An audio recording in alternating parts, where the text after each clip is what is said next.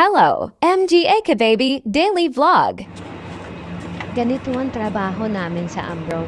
Bago namin mahawakan ang isang buwan naming sahod, ganito kahirap. Akala ng ibang tao, napakadali lang ang ginagawa namin dito. Kasi sa tingin nila, pag nakikita nila kami sa Facebook na nakangiti at magandang itsura, maganda nga ba? Oh my God! Tinitingnan nila na napakadali lang ng trabaho namin at ganun lang kami. At least, nikita ng pera. Kung tutuusin, kami mga nagkatrabaho dito sa ibang bansa, kami pa ang walang pera. Kami pa ang nagtitipid.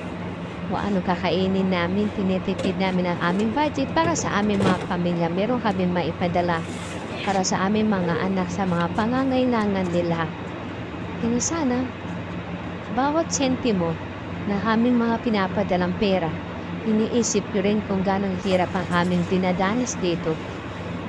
Bago nyo waldasin ang pera, kinikita namin. Ilagay po natin sa tama. Sobrang hirap po dito sa abroad, mag-isa ka lang, wala kang kausap, swerte mo na lang. Kung sa isang bahay, dalawa kayo, medyo meron ka makakausap. Pero para lang sa pamilya, titiisin lahat ng hirap at sakripisyo para lang matupad at maibigay ang mga pangangailangan ng aming mga anak. Nasa mga may nanay na nasa ibang bansa, pahalagaan nyo yung nanay, mahalin nyo ang inyong nanay. Dahil sa sobrang hirap ng trabahong ginagawa nila, para sa inyo yan. At sana pahalagahan nyo rin po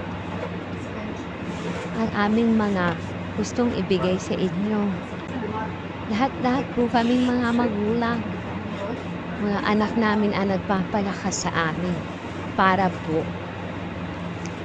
Minsan, sa sobrang pagod, iniisip ko, gusto ko na umuwi, gusto ko na magpahinga. Pero iniisip ko rin, paano kami? Kung ilang ipon ko, paano mga anak ko, ako lang inaasahan nila.